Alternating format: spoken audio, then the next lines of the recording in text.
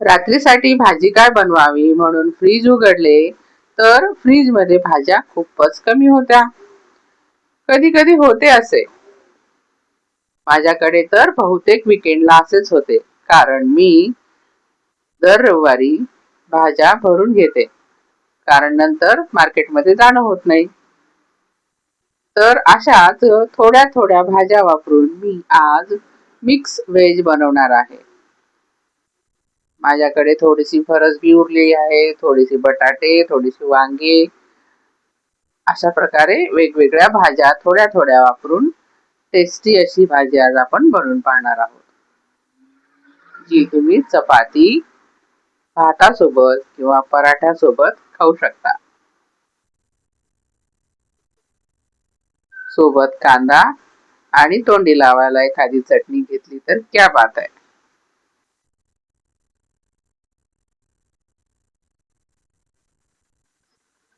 तर त्यासाठी मी एक मोठा बटाटा घेतला आहे, 2 वांगी घेतली आहेत, थोडी फ्लावर होती ती बारीक चिरून घेतली आहे, थोडेसे मटार होते ते सोलून त्याचे दाणे काढले, एक मोठा टोमॅटो आणि मसाल्यासाठी एक मोठा कांदा आणि 8-10 लसूणाच्या पाकळ्या घेतल्या.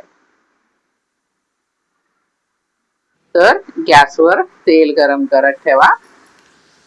त्यामध्ये अर्धा चमचा जिरे घाला, त्यानंतर ठेचलेला लसूण घाला आणि लसणाला छान लाल होईपर्यंत फ्राय करा.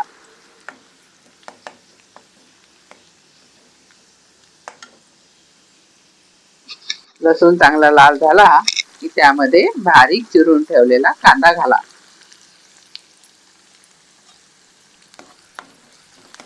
कांद्याला सुद्धा तेलावर चांगले परतून घ्या.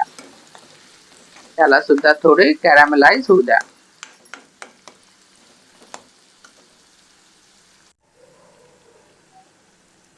त्यानंतर 2 चमचे सुके खोबरे घाला.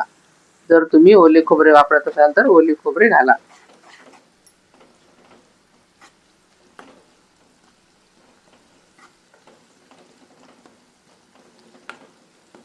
खोबऱ्याला सुद्धा चांगले तेलावर परतून घ्या.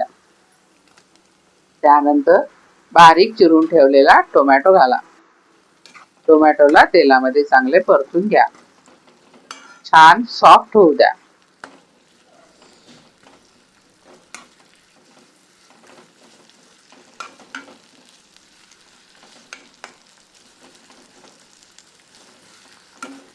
टोमॅटो चांगला शिजला की त्यामध्ये आता आपण कोरडे मसाले घालूया.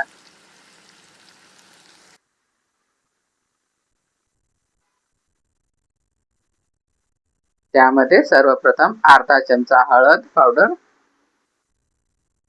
1 ते 1.5 चमचा गरम मसाला. माझ्या या गरम मसाल्यामध्ये मिरची घातलेली आहे, त्यामुळे मी वेगळी अशी मिरची पावडर घालत नाहीये.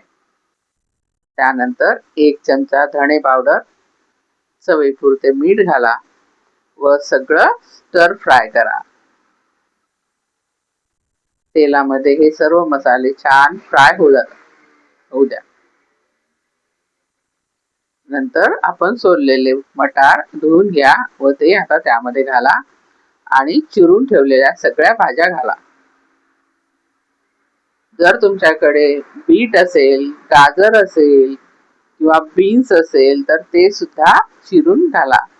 खूप छान भाजी तयार होते. भाज्यांना तेलामध्ये छान परतून घ्या. सगळीकडे मसाला कोट झाला पाहिजे.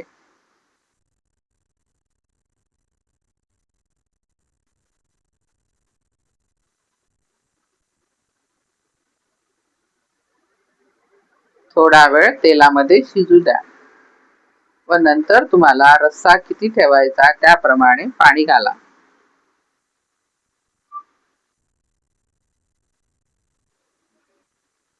ही भाजी अशी कोरडी पण छान लागते आणि रस्सा भाजी पण छान लागते.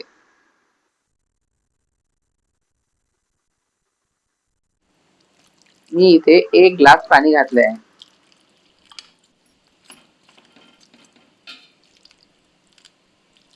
पाणी घातल्यावर भाजीला मोठ्या गॅसवर चांगली उकळी येऊ द्या.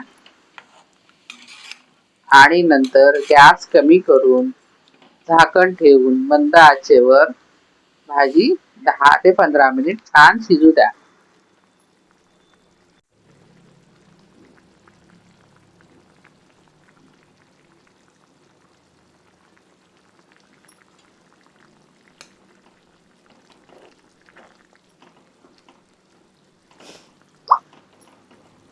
जर तुम्हाला माझा व्हिडिओ आवडला असेल तर प्लीज लाईक करा, शेअर करा आणि कशी वाटली रेसिपी ते कमेंट करा आणि सबस्क्राईब तर नक्कीच करा. अशा प्रकारे आपली भाजी बघा किती छान तयार झाली आहे. खायला एकदम सुपर टेस्टी झाली आहे. ही भाजी तुम्ही गरमागरम चपाती सोबत, फुलक्यांसोबत, पराठ्यांसोबत सर्व करा.